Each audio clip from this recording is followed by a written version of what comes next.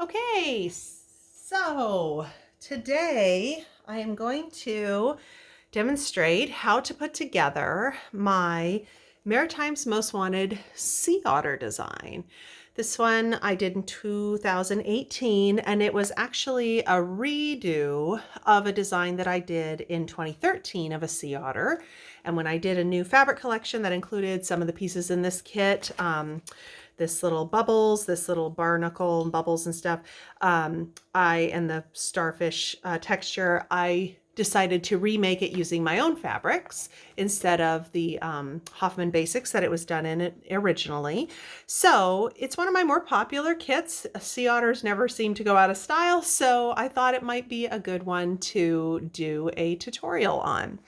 So when you receive a kit, this is what you're going to receive. You've got your pattern, here are your borders, backgrounds, things like that, yardage that you'll have cut. Just so you know, yardage and backgrounds are not pre-washed. So those fabrics you will want to pre-wash. Why do I insist that you pre-wash them? Because batiks that are prints don't always bleed a whole lot. And lighter colors, you don't have to really worry about that either, but they will shrink and they can block, which is when the grains straighten out during drying process. However, solids like this black border, inner border piece, they often will bleed, especially darker colors. And I know that this black in particular will bleed a rusted brown color. So please pre-wash your fabrics, because then when you go to steam, the bleed will show up, whether it shows up onto your light background next door to it or seeps through an applique. It will happen. So you will read in the instructions, here's the pattern, here's the instructions. Step 1 on every one of my patterns says, pre-wash all fabrics to block and remove excess dye. That's a very important step. Please take that step. It's just a few minutes. You can just rinse them out in your sink until the water runs clear and then throw them in the dryer. You can press them dry if you want. You don't necessarily have to use soap to pre-wash. Mostly what I usually do when it's something like a kit like this, I would just be pre-rinsing it. I would just rinse it in my sink until all the water runs clear. And then I would throw it in the dryer, or if it's a little tiny piece, I would iron it dry. But just so you know, because I'm such a stickler on that, all your laser cut applique pieces, the fabrics already have been pre-washed. It's one of the things that I do when I prepare my kits. I pre-wash. I actually throw them through a regular wash cycle and dry cycle, so they are pre-washed, pre-shrunk. We iron them all dry before we prepare them with the steam and everything for the laser machine. So you don't have to worry about the appliques having leaks of the excess dye, but you will have to do your own pre-washing on the yardage pieces, which is like borders, backgrounds, anything that's not an applique. Okay, so step 2 in our pattern is going to be to cut the following from selvage to selvage. So if you get a kit, you're going to get this light blue piece, and it's not a full selvage to selvage. So in a kit, you're going to get a chunk that is big enough for your needs for the pattern. So this one, you're going to want to cut it. I've already got mine cut. It's the light blue water background cut to a 15 by 20. Mine's ready to go. I'm not going to cut the starfish and the inner border, the black and the starfish piece, because I'm not going to do that part in the tutorial. We're just going to put the center together. Step 3, trace all applique pieces on paper side of fusible web. Press fusible webbing to wrong sides of chosen fabric and cut out all pieces.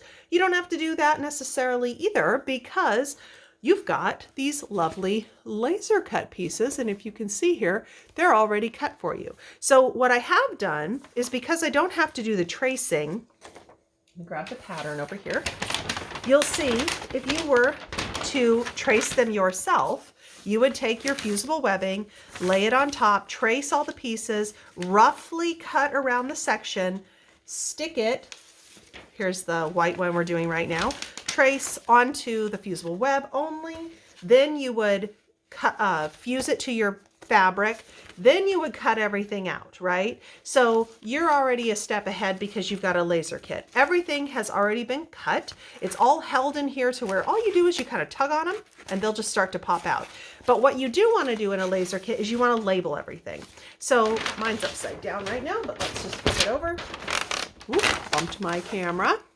I have a very high-tech way of doing these tutorial videos. I pop my camera on a little tripod-y thing and video my hands. So sorry I'm not more high-tech, but if you wanted me to get higher tech, I would have to learn things, which would take me forever. You'd never see any videos from me. So I decided last year, a video of any sort is better than no videos at all. So this is what we get. So if you look here, you'll see that I've labeled this piece 11. This says piece 11.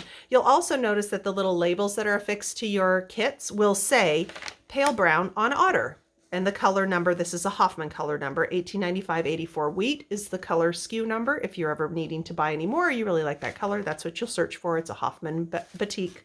And then you just want to label everything. So I've gone ahead and I've taken all my pieces and I've labeled them all. So everything has the corresponding numbers on them for each color. Okay, so next step, I actually don't need this right now because we're going to do some pre-assembling on an applique pressing sheet. So next step, place the non-stick pressing sheet over the layout guide. So the layout guide in your pattern for the Sea Otter is right down here. Now, let me try to fold this so that the rest of it is out of our way. I might tuck it. No, I'll just leave it like that. That works. Okay, can we see the guy? Yes, we can. Okay, so now one of the most important things that I tell people is to follow the instructions. So the way that these appliques and the way that my designs work is each piece will layer upon itself to form one creature, right? So the Sea Otter is multiple pieces. You layer them in numerical order, and that's how you build up the Sea Otter and build up his face.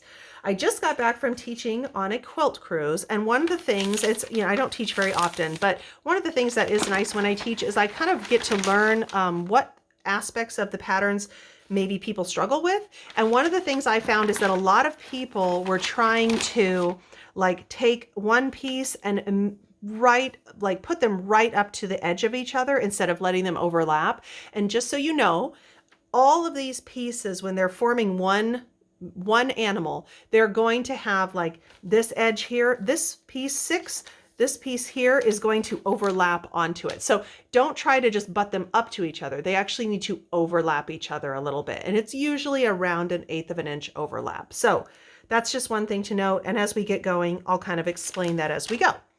Okay, so pressing sheet. Another thing I learned on my cruise was that there are a variety of pressing sheets out there these days. And when my family had their shop, which their shop's been closed now for over 4 years, and they always just carried these pressing sheets here. These are they're called like the applique pressing sheet, but they're a lighter one, and they're really easy to see through. As you can see my Sea Otter through it. There are some that are a darker brown. Some of the ladies on the cruise ship had those ones. They're thin like this one, but they are much harder to see through. So the lighter version's the best. And then there were some folks who had even one that sort of had like a grid through it that was a little tackier. The tackiness was kind of nice because they stayed in place, but the grid actually made it kind of hard to see through. So I think these ones are probably the best. And the one that I have, there's a few different sizes. This is actually, these two were part of a really huge one that I had. And hold on one second, my iron's beeping at me. Calm down. These were part of a really huge one that I had, and I actually cut it up because they don't fray or anything. So I bought a really big one, like really big, and I chopped it up into smaller pieces. But there's a 13 by 17 size that usually works for most things. And then there's the 18 by 20, which is my favorite size. I don't know where mine is at the moment, but they're around here somewhere. But the 18 by 20 usually works best for a lot of my designs. So if you're buying one of those, applique pressing sheet. Oh, actually, I think I could even find out exactly what it's called in my, oh no, it just says applique pressing sheet. I was hoping that this paper would say the exact name, but anyhow, it's called the applique pressing sheet. Look up that. And a lot of quilt shops have it, but the main thing is get this lighter version. If you have a couple different versions, get the lighter one. Okay, so first thing we're gonna do is, it says Place the nonstick pressing sheet over the layout guide and arrange the otter as follows, lightly fusing each section. So the first thing we're going to do is the back paw and starfish, which is pieces 1 through 5. So couple things that we did on the cruise with ladies. Some people, if it was something that had a lot of pieces, we would go through and we would just pop all the pieces out. Now you can just give them a tug, they pop right out. That's number 13. Here's number 24. Let's give it a tug and we can pop them all out. So a lot of the times when folks were doing this for the first time, if it was big pieces, I would just leave them in here and grab them as I needed them. But if it was something that had a lot of pieces and they were smaller, sometimes I'll pop them out, and what I'll do is I'll just kind of arrange them off to the side like this, but if they went 1, 2, 3, so I can just grab them and go, and then I know I have everything. This guy, he does have a lot of pieces, not a ton though, and I'm going to just go ahead and leave most of them within the sheet, and we'll pop them out as we need them. If we have any threads that stick, I have my little pair of thread scissors. And another thing that a lot of ladies like to do is use, let me grab these Wonder Clips. Use these little clover Wonder Clips, and they would use them to, like, if my pressing sheet was a little larger, if I moved it over, I could clip these over here on the side and kind of keep the pressing sheet from shifting around a lot. I don't really use them myself, but it is very helpful. And sometimes I'll just put a little piece of tape even just in a few spots to keep it from moving. The other tool that if you get into doing this a lot is a light table. So I have a very nice size 18 by 24 light table underneath here. It goes up 3 brightnesses. There's our brightest one, and they are extremely helpful when it comes to doing my designs, because you'll see how much easier is that to see now versus that. You can still do it without a light table, but it's much easier to use a light table. So I'm going to pop my light table on. It's a little bright, but it'll make it much easier to see, and it's the way that I would be doing if we were in class. So 1, 2, 1, 2. Why is mine only going? Well, usually it will go 1, 2, 3 brightness. For some reason, it's not doing that right now, but it's at the brightest, so we're good. Okay, so back paw and starfish, pieces 1 through 5. So here's my piece 3. I'm just gonna look at these really quick and pop out the ones that I need. So I'm looking at my other sheets here and finding, like, here's number 2. I'm gonna go ahead and pop this out. If I have any threads that stick, I'll clip them. Here's number 4. Don't see any others there. Number 1 is right here in the dark brown. And I will also need my starfish. So I have 1, 2, 3, 4 starfish. Now I just need piece 5. So sometimes if you're not sure where it is, another helpful thing is to look at here and say, what? Oh, starfish is 5. Sorry, starfish. So I do have them all. Okay, first thing, piece number 1. When you go to peel the paper off, and I'm gonna turn the light off real quick so you can see my hands. When you go to peel the paper off, one of the tips I always give people is fold a corner kind of close to the edge towards the paper, just like I did, and put a little crease in it. And a lot of the times what happens is the paper will want to release, but the fabric will flip back off. And that's just a helpful way to get the paper to release. Peel the paper off the back. The paper's just garbage. Now you have your applique piece, and we're going to turn the light back on and put it down number 1. Now number 1 is being overlapped by number 2, number 3, number 4, number 5. So I'm just going to make sure that number 1 is in here so that the others can overlap it. And you'll also notice that I'm having it go a little below this water piece 4, because the water piece is actually going to end up going on top of it. And this is one of the things also, fold towards the paper, peel off. When I was doing the cruise, that I realized that sometimes when I'm doing the layouts, I feel like, should I put little dash lines where one thing goes under the other? But they all overlap so much that I feel like that would maybe get overwhelming and confusing. So I don't really always do that. But I did think as I'm teaching, and I thought this is the good thing about me going and teaching, is that sometimes there might be areas where the dash lines would be helpful. And so I'm thinking that when I do some newer patterns, it's one of the good things when you go out and teach, is it kind of helps you to be a better teacher, and it helps you to be a better designer and write patterns better. So I know what's confusing to people and what's not. So that's one of the things. You'll probably see some changes in my patterns as far as some things where there's like piece number 1 here that I would put kind of some dash lines where some of this overlap will go, so you kind of know what to follow. So with the piece like this one, number 3, turn this off really quick. With number 3, you can see that there's like these little edges that are poking up. And when you look at the applique here, turn the light back on, you can see that this edge lines right up with that edge. So when you see something like that, you can pretty much know that like, oh, okay, this goes, put it on here correctly. This goes up here like, and then I'm going to have a hard time doing it just because I said that. Like this. And so now number 4, like I said, there's always going to be a bit of an overlap, right? If they only butted right up to each other, they wouldn't stick to each other. And we want them to stick to each other. That's part of the idea here. Here's number 4, following that kind of top edge, and it's overlapping number 3. Oh, and I'm going to pick it up and move it a little bit because I can see the points down there. So let me just kind of get it. So I was lining up points down here. And now I have my little starfish, which is piece 5.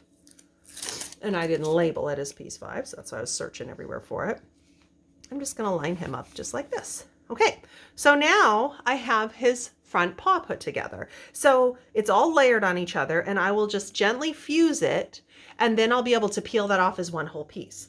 Okay, so we're putting these sections together individually. So now that we've done the back paw and starfish, we want to do the head and ears. I actually want to find a new place on my pressing sheet to do the head and ears. So we're going to do pieces 6 through 11. So let me find them again in all my stuff, right? Here's a 9. Oops, that's popped out 22 on X. Here's a 9. Here's 7. Here's 11. 11's a big one. What else do I have in here? Nothing else that's under there. Here's 6. So I have 6, 7. I'm needing 8. Oh, sorry, I'm getting over a cold too, so I'm a little stuffy. 6, 7, 8, 9. Here's 10. And here's 11. So I've got all my pieces over here on the side, right? Okay, so piece 6. Again, fold towards the paper, let it crease. And then sometimes if it doesn't pop right off, you kind of rub your finger against it. It'll sort of peel that fabric back. Peel that off. And then I'm going to line up. So 6, let's see, which way does 6 go? 6 goes like this. So I'm lining up this little jaggedy edge with this edge, right? So I'm lining that up, and then it should come over here, and I can see, oh, it lines right up there with these little jaggedy fur edges. Lay it down, and I can actually move this if I want to right now, but we're good. We're just where we want to be. So there's 6. 7 is going to be part of his little ear. So, and if you are having trouble seeing through like this dark fabric to see exactly where to line it up, one of the reasons the clips are helpful, it will keep it in place. But what I'll do a lot of the times is just kind of put my hand down to hold it, flip it up and go, oh, okay, here's 7 and 8. So I know 7 is right here. 8, as we're getting into more and more layers, it becomes harder to see through. But I right now have the lights above me that are to the left of me, but the ones directly above me, which is more to my right, I have off. I would actually turn all the lights off right now, and it would be even easier to see. And I can go like this too. Okay, it goes like that. You can kind of see that if I keep my eye in that place. There we go. If you're ever in a room where you're able to like shut the lights off and let your light table be the only source of light, it makes it much easier to see through the fabric and extra layers. And here's 10. And again, I'll just flip this up and kind of make sure, oop, I have a little thread I want to snip. I do not like these little threads. Some fabrics are terrible with them too. I never can figure out what it is about. It's like certain, I don't know if it's the weave on some of them. Once in a while, they'll have like tons of little threads that want to stick out, and other times, none at all. So this one, I do see a few little threads, and because it's really light, and I know that they'll show up on a darker background, I'm just going to snip those off really quick. That looks like that's okay. Maybe those ones right there. Okay, so now this one, this piece is going to go up here, and it is piece, so 11, and I'm just going to kind of eyeball, where does it go? Ah, it goes like right like that. Okay, so I'm going to go ahead and fold. Oops. Peel that paper off. And I had it really nice and lined up, kind of like right, where was it? Right like, yes, that. I'm lining up my top edge, and then I'm just letting the rest fall down. Okay, so that was head and ears pieces 6 through 11. So I've got, turn this off. I've got my first 2 sections done. Now I know it doesn't look like an otter yet, but we have more to go, right? So I'm actually, because I have another pressing sheet, I'm gonna set this one aside, grab my second pressing sheet, and then we're going to put together his face. So face is gonna be pieces 12 through 19. So let me find them. Well, here's 14. I know I'm gonna need that one. I'm gonna need 15. I'm gonna need 17. I don't need that one. I need 12. Pop this out.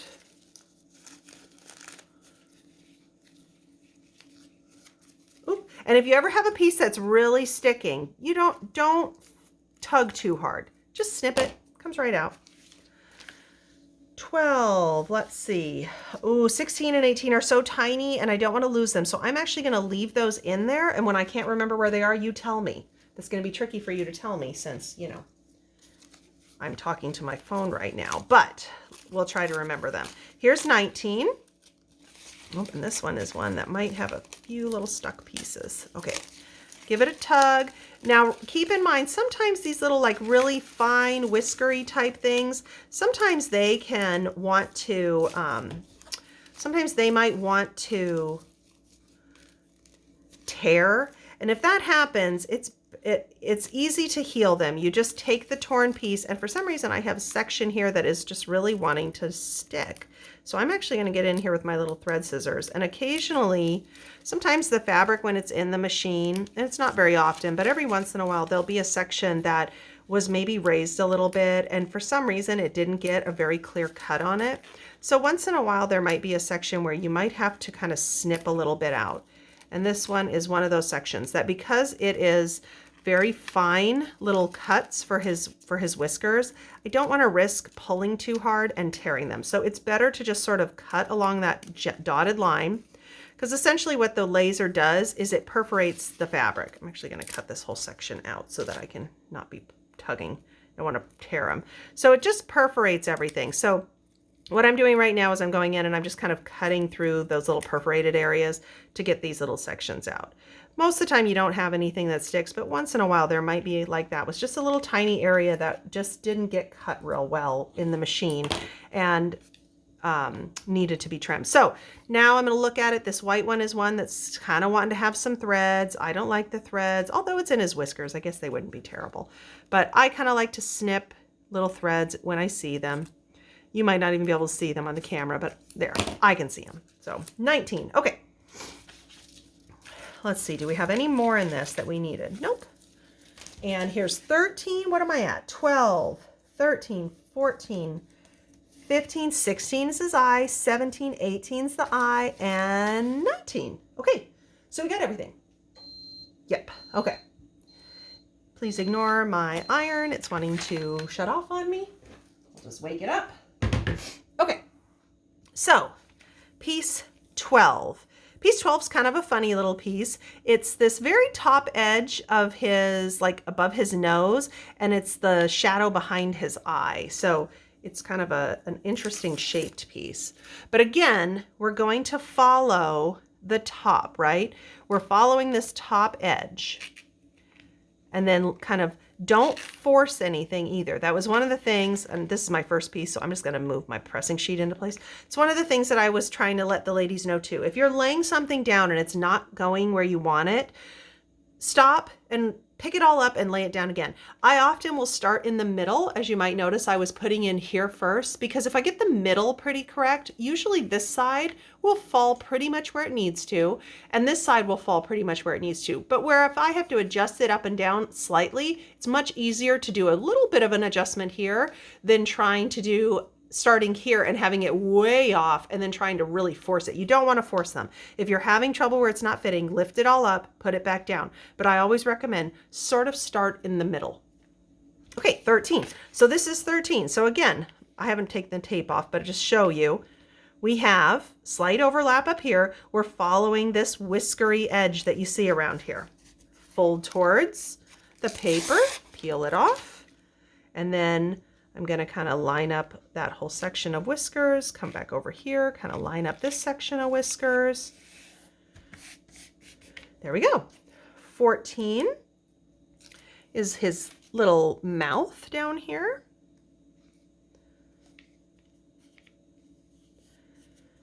15 is his eye, and pretty soon you're going to kind of start to see a little sea otter face peeking out at us. 16 is that little piece that I left in there because these tiny pieces, I just don't want to lose them. So a lot of the times I'll kind of leave them in place and grab them as I need them.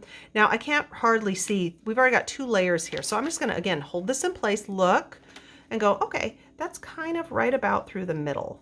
Oop, and I had a little tiny piece tear. And you know what? Ooh, here, my mom has a trick. Let me show you. Just one second. I got to grab my tweezers. Okay. I have this tiny little point that tore off. I'm going to grab it with the tweezers, right? And I'm going to place it right next to the piece there, right where it's butting right up to each other. And then you can't even tell that it tore. It basically, and tweezers are a very helpful tool for tiny little pieces. I don't use them very often, but because I usually have nails, but when I was on the cruise, my fingernails before and since, it's January when I was out on that cruise, and then we're just getting into February, but it's so dry where I'm from, up here in Alaska. And then even, I don't know, while we were still on the cruise, even out in the middle of the Pacific, I was finding that my nails, I think I broke a nail a day. Like I was thinking, like, I don't even know how I have so many nails to be able to keep breaking them. And so if you don't have fingernails, or you just don't want to deal with these tiny little pieces, grab yourself a pair of tweezers. Very, very easy. Pick that up, kind of get an idea where to put it. There we go. Much easier to do that with, so tweezers are a little handy tool too. So now I've got my piece 19. And this one, I kind of look to the center. I'm looking here at the center of where to lay him, making sure that I kind of get his little fur in the right position. Oh, there we go. Tilt it, twist it a little bit. Okay, so we almost have a sea otter face, right? He looks like he's missing his nose. But because the nose, we've already got a couple layers here, right? The nose we're going to do separate right next to him. Okay, and that's the next piece, 20 through 22. Here's 21. Here's 22.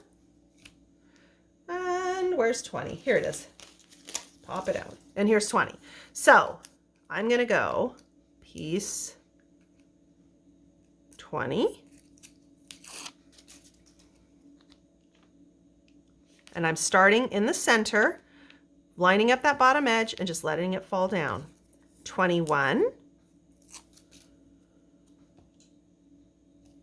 And what I'm doing with 21,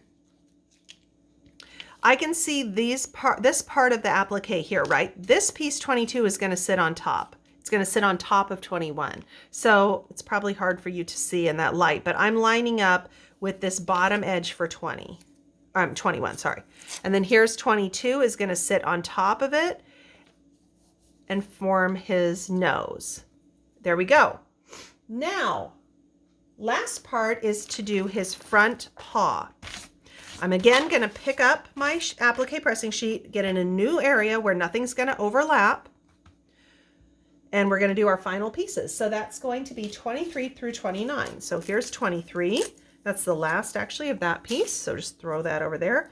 And I'm just going to go ahead and do them as I grab them. We're all finished with the black too already, so get rid of that. So 23. 23, I have this jaggedy fur edge, right? I can see it's right here. So I'm going to just find kind of my center, lay it down. Perfect. 24 is this big long arm piece. Oh, but I have a thread sticking out. I don't like those little threads. Cut them. Okay. So 24 is a little harder to see. Where does 24 go? Well, it follows the bottom edge here. And there's a few little pieces of fur off here to the side that you can kind of gauge.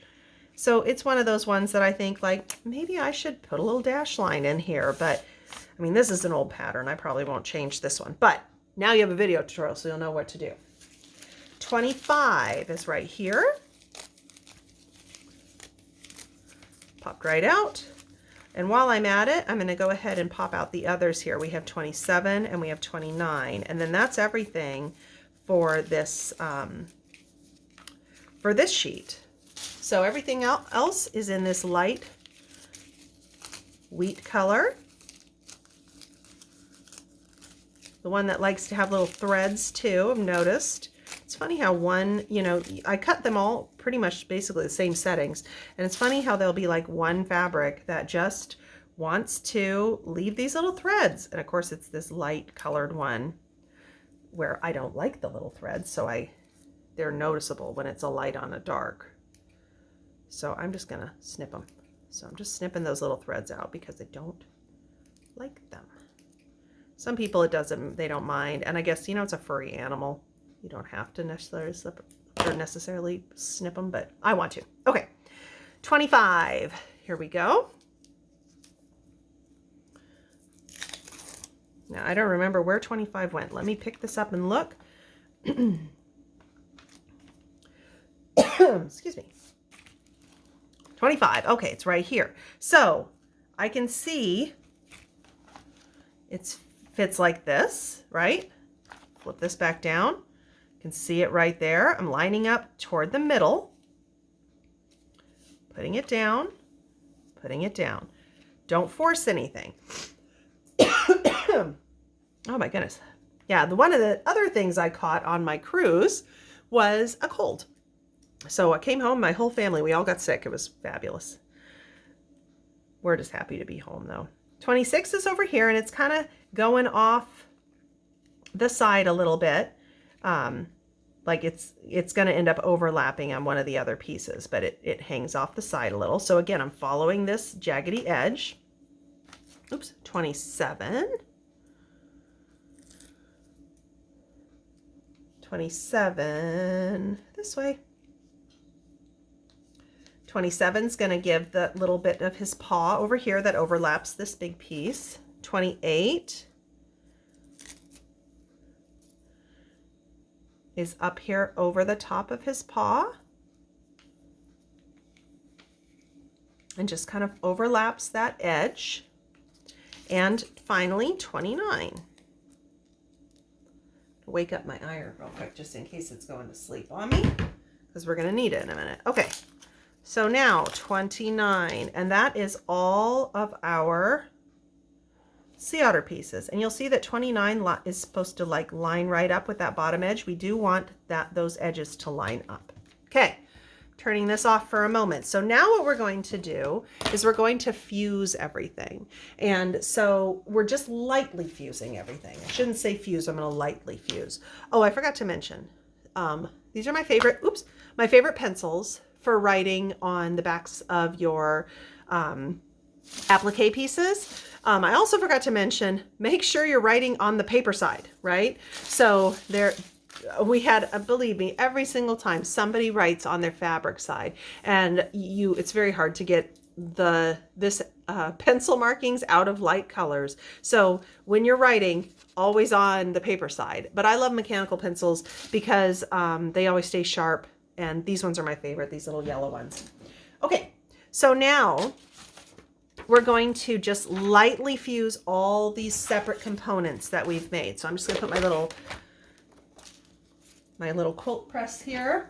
Got my iron. I have my iron on. My iron doesn't get super hot, so I have it on kind of a hot setting, but you want it to be sort of a medium, and we're not putting a lot of heat on it right now. We're just trying to warm up the glue so all these pieces stick to themselves. So when I peel this up, it's one paw instead of being, 6 or 7 different pieces. So I'm just going to press down and lift. Don't iron, press and lift. Press down and lift, and that's it. You don't need more heat than that. This little part that's hanging off the side, because it's pretty delicate, I'm not even going to put any heat to it because I don't need it to stick to the pressing sheet. I need it to stick to other fabrics and to the background. So I'm just going to kind of leave it there. I mostly want the bulk of everything to be stuck to itself. So his face, I'm just going to go right in the middle, press down and lift. I'm going to press down and lift on his nose, and I'm going to set those off to the side, grab my other pieces. My other pressing sheet. Here's his front paw. Press and lift. And I'm just pressing through the middle of this one. Press and lift. And that's all we're doing. Warming everything up so that they will stick to each other. Okay. Now we're going to, again, using the nonstick pressing sheet, over the layout guide, we're going to arrange and lightly fuse these groups together so we end up with one whole sea otter. So first thing is, let's put the face back in place, and we're going to take and put the nose group, which is these 3 pieces here, and we're going to put the nose on. So I can see through there. And the reason we did that nose separate, right, was because we couldn't see so many layers. It was going to be just too many layers. So doing it separate, now we have a little sea otter face looking at us, right? Okay, next, now we want to put the nose face group onto the head and ears group. Okay, so I need head and ears. Here's head and ears. Turn it on, line it up. Got that lined up. So now I'm going to peel this face off. Now I'm going to be delicate because we have a bunch of little jaggedy edges. We don't want them to tear. So I'm just going to kind of gently lift under some of these edges, lift it up really carefully, peel, and voila, we have a face. That's all one now. And now I can place it on the background. Now it's kind of hard to see through here, but I can see the top, this top. I can see the top of the eye, and that's probably enough to get me where I need to go. And I can actually see this little bottom point, and it's lining up perfect when I get these on top, where they meant to be. So there we go. So sea otter's face, ready to go, right? Okay, and I don't need to fuse this anymore because that whole face is on a full piece behind it. So if I peel this up, that face isn't going to go anywhere. See? Face is stuck to here, we're good. Don't put more heat on it. The less heat you put on it before fusing, the better. So face is good. Over here. Next, we're gonna move, no, we're gonna keep that, hang on.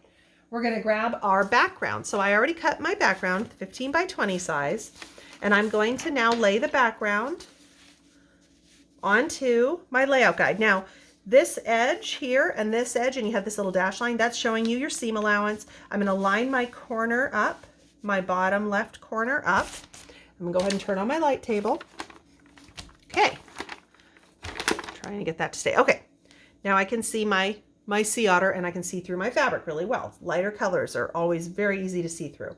So now that I've got the light blue background onto the layout guide, I want to arrange water pieces 1 through 3 and kelp A and B. So let's grab our water pieces. That's these 2 blue pieces, have all the water on them. And then these 2, this green and this bubble piece, these have all your kelp pieces on them. So I've already got them all labeled. And so let's start with, again, always do things in either numerical or alphabetical order. So water pieces 1 through 3. Piece 1 is here in this dark blue. 2 and 3 are in this lighter bubble one. Popping them out. Popping them out. Okay, so piece 1 is back here. And I have a little thread. Where's my thread scissors go? Don't like those threads. I do not care for those threads. Okay, 1. I'm going to line up the, let's see, I'm going to line up the top edge of 1, which kind of goes behind that kelp there. 2 is this one. Sticks out right here. And then 3 is this one here along the bottom. So fold it towards the paper, peel that off. 3, I'm lining up. I'm actually kind of lining up. I always kind of line up in the center. See how it just fell right where it was supposed to. And this will fall right up against your corner. So your corner over, oh, can't see it. Your corner over here, it will line right up with that. And then all along that bottom edge. Okay. 1, 2, 3. What's next? Kelp A and B. Okay, so kelp A and B are up here. Here's A, and it just says just A. So, okay, there's no other parts to it. But B has a part 1 and a part 2, right? So A, put A down. B has a 1 and a 2. So what are we going to do? We're going to arrange them in numerical order. So I got to find B1 first. Here's my B1, and then there's B2. So when I line this up, again, we're going to have overlap. So I'm going to put B1 down, and I'm going to line up the outer edge that I can see, knowing that it's going to overlap the edge of B2, right? Here's B2. B2, you can see the full thing, so I'm going to line that up, and that's in place. Okay, next, arrange the otter's back paw. So that's on here. That's our back paw. Now peel that up. And starfish group. So here we go. I'm arranging this down and I'm lining up my top edge because this water piece 4 is going to overlap the paw a little bit. Back paw in place. Next, we're going to arrange water pieces 4 through 7. Here's piece 4.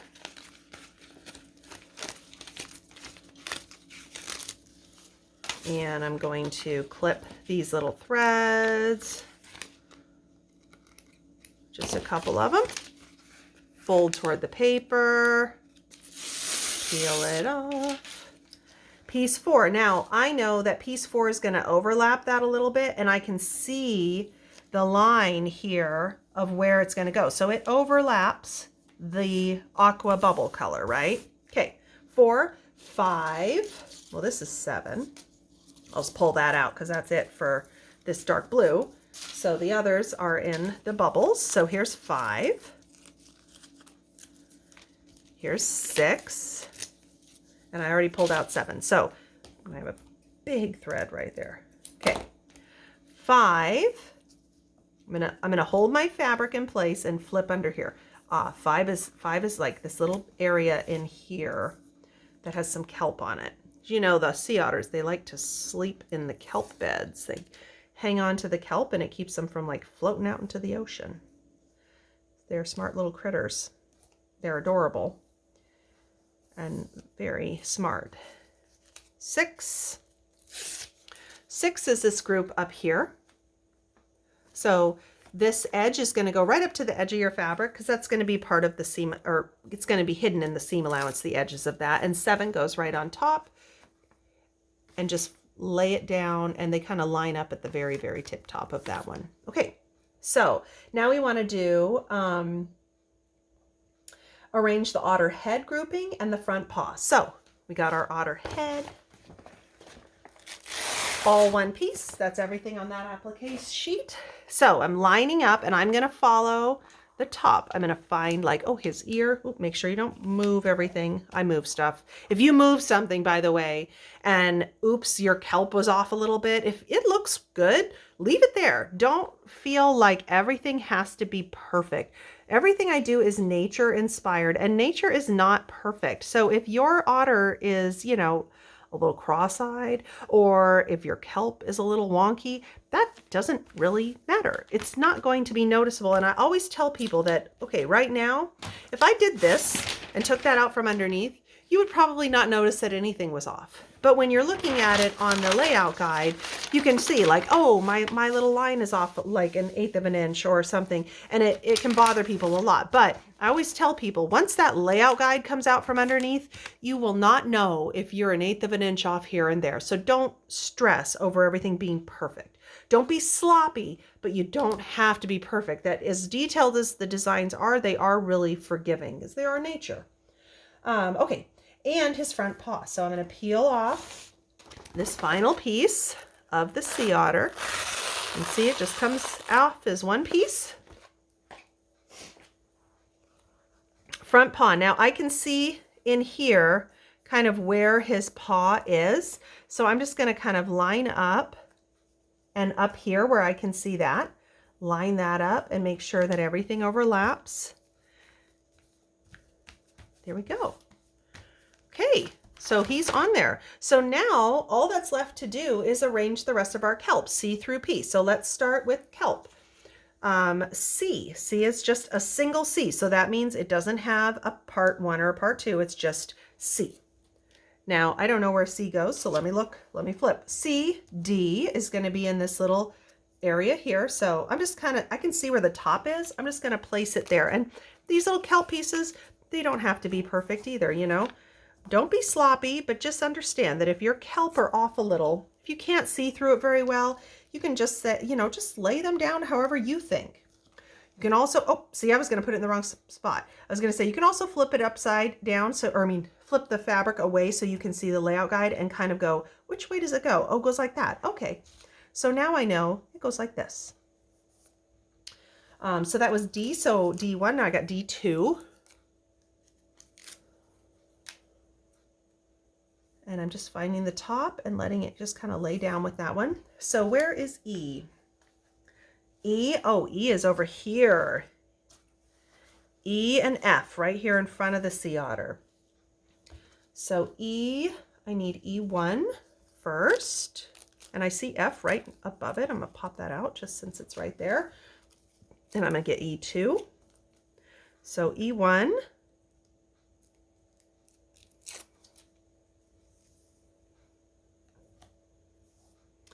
E2,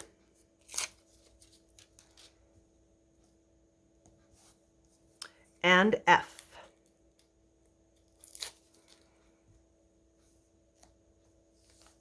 Now G is down here, and G has 3 parts. So I'm going to grab G1. Whoops.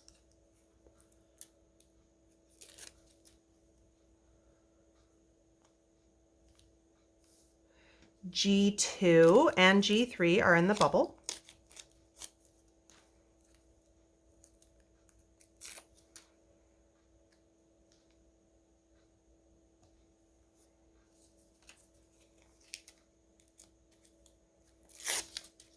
Okay, we're almost done. See, let's see, we did GH, here's H.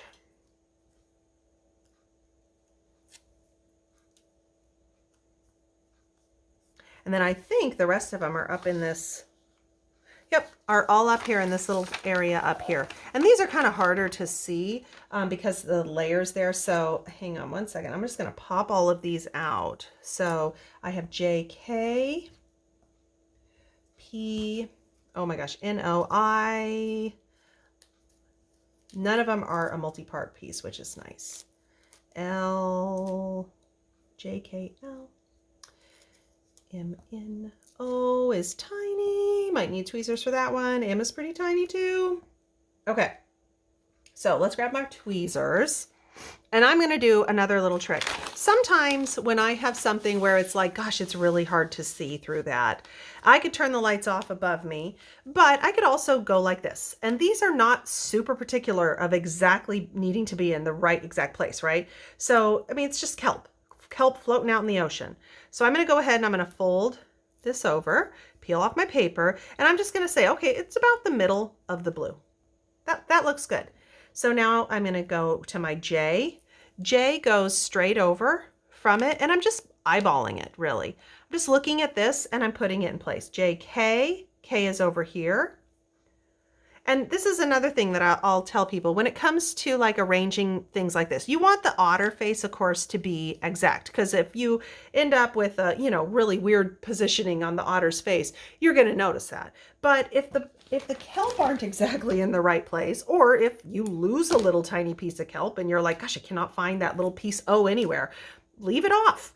I can pretty much promise you that nobody is going to know but you, and you probably eventually will even forget that you missed a piece and nobody will notice. I was telling the ladies, I have paper stuck to me. I was telling the ladies on the cruise that I had made this design of mine that has barnacles in it. And one of the barnacles, I lost a piece of one of the pieces of the barnacle. And I told the ladies that when I told the folks at a demo, I was doing a demo with it, and I said, yeah, actually, as I was making up one to bring, I realized that I lost a piece. So I just left it off. And I said, here's a tiny one. I'm going to use those tweezers, put it right in there. We're good to go. And I told the ladies, I even told the women in that group that one of the barnacles was missing a piece of its blue.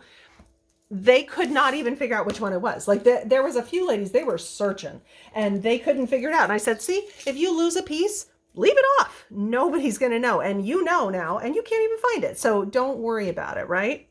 Don't be so stressed over things being perfect. So this guy, he's done. He is put together. Oh my goodness. And we did it in, let's see, 51 minutes. Now, I'm a little speedy. Don't expect that you'll do it in 51 minutes on your first try, but you can get one of these done in a day's work, right? It's like a puzzle. But thankfully you kind of know where to put everything in this puzzle. So now that he is put together in your instructions, it's going to say fuse everything. Okay. How do we fuse my designs? I use light Steam-A-Seam 2 on all of my laser kits, and Steam-A-Seam 2 is a type of fusible that is considered a permanent bond. Now that doesn't mean, it is a glue after all, that it will last forever for sure, but one second. Oop, hold on, I need some water. Coming back. Okay. But it is considered a permanent fusible. So what that basically means is that you can wash this. You don't have to stitch it down. When it gets wet, it's not going to evaporate. When it gets heat on it, it's not going to evaporate. It is going to stick to the background and to itself. So on a wall hanging or a decorative table runner, something that's not going to get a lot of love and wash. I mean, it might get a lot of love on the wall, but it's not going to be played with a lot, right? I never do any quilting on my appliques. I will sometimes, I'm grabbing a sample here to show you. I will sometimes do stitching in a few areas, and I actually have this Sea Otter in its big group kit.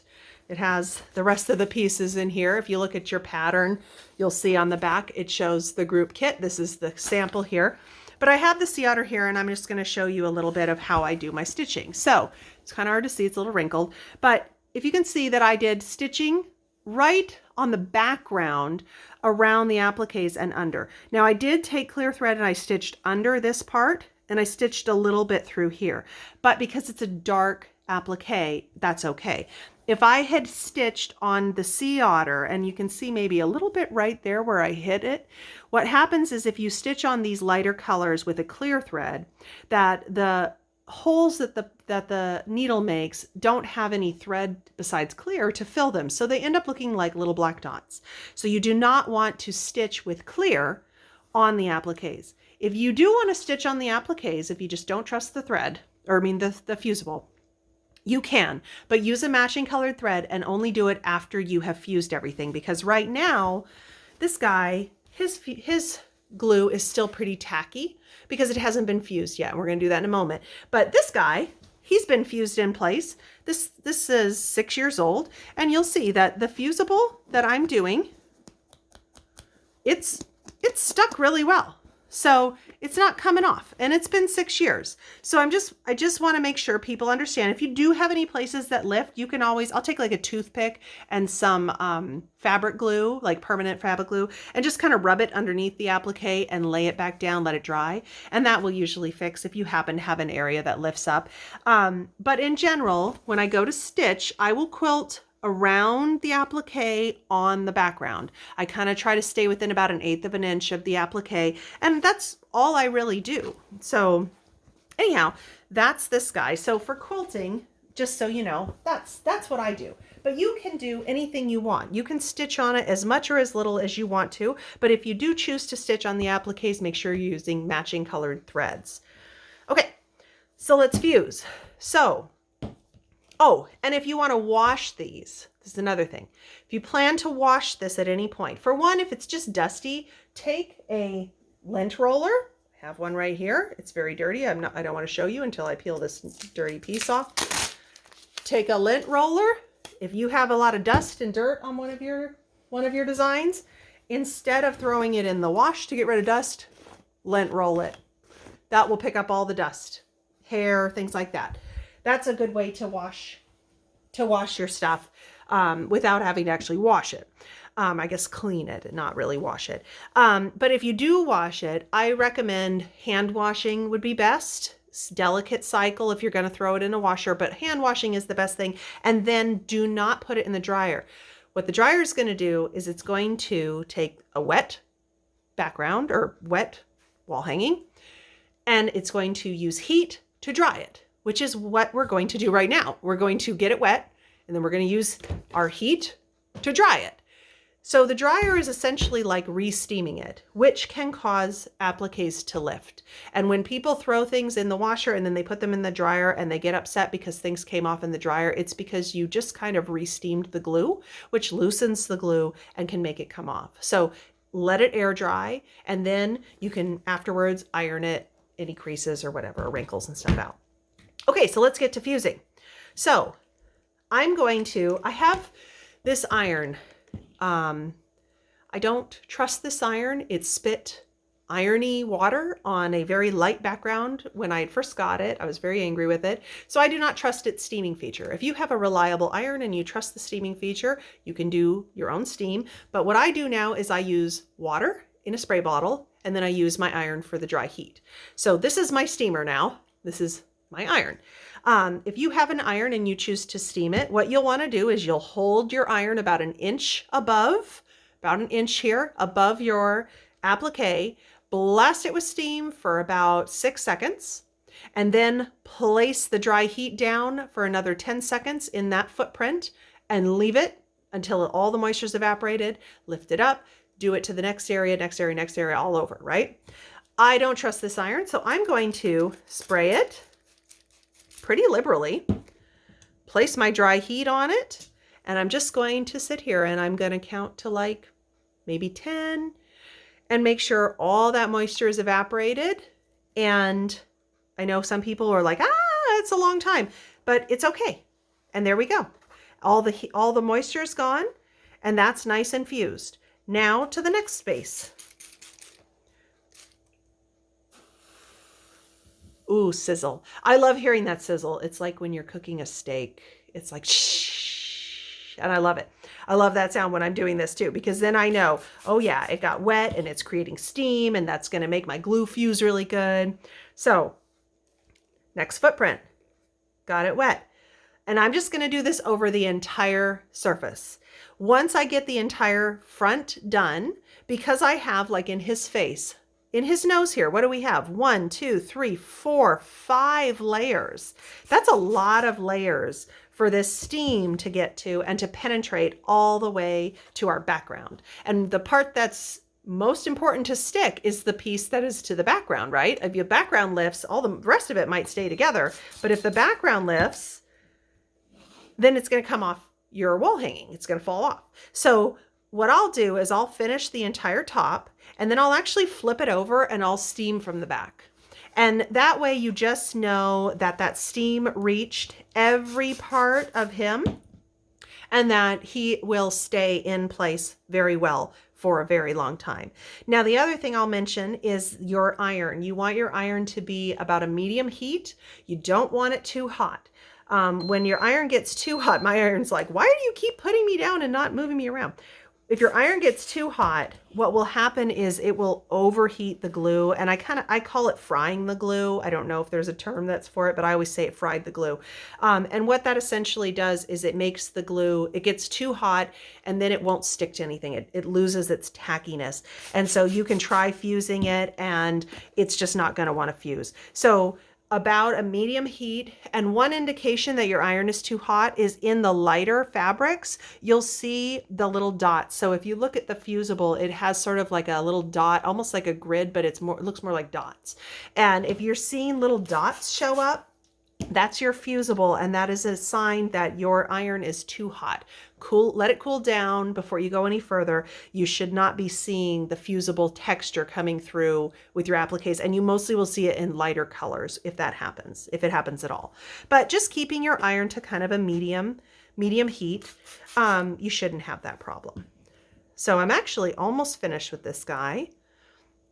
And I hope I will answer all questions. So the next step in this will be sewing on the borders, doing quilting. Like I said, any sort of quilting that you want to do, you can definitely do decorative stuff. I've seen people do amazing things, especially like if you wanted to do some iridescent-y thread work in the water would look awesome. You can do anything you want. I don't do a lot of quilting, and part of the reason for that is just because it's hard for me to sit at a sewing machine for a long period of time because I have a neck injury, and being at a sewing machine for too long really bothers my neck. So I tend to do pretty fast quilting. I'm also impatient, and I get to this stage and I'm like, oh, look at him, he's so cute. Okay, I want to do something different now. You know, the excitement has been satisfied. Now I'm ready to move on to the next one. So you'll notice that now that I'm just ironing over this, I'm just kind of making sure any extra little steam is gone. And you can iron at this point too. Everything is stuck. Things aren't going to peel up. So you're safe to kind of iron.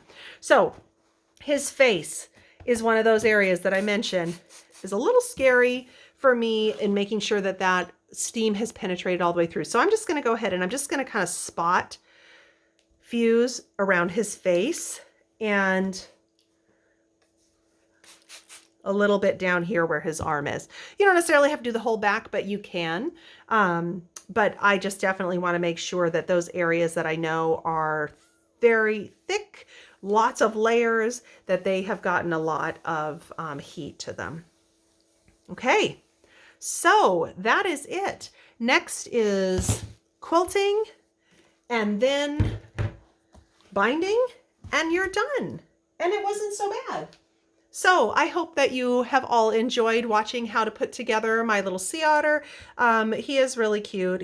I keep thinking that because I did it in 2013 and now I have a new one in 2018, which is 6 years ago, I keep thinking at some point people aren't going to want it. And I was really hoping to not have to do the 2013 version anymore, which is just slightly different colors. It has a little border design thing in it. And I wanted to discontinue that one because I thought, you know, I have so many kits. If they don't sell well, I have to drop some occasionally because it's just too many to keep up on. And gosh darn, that 2013 one still gets so many sales. This one has surpassed it at this point, but I just can't get rid of either of them. And I just love him. He's adorable. His face reminds me of my little puppy. And so I really enjoy putting this one together. So I hope you all have learned something and that you'll attempt to do my Maritimes Most Wanted Sea Otter. So until the next video, bye-bye.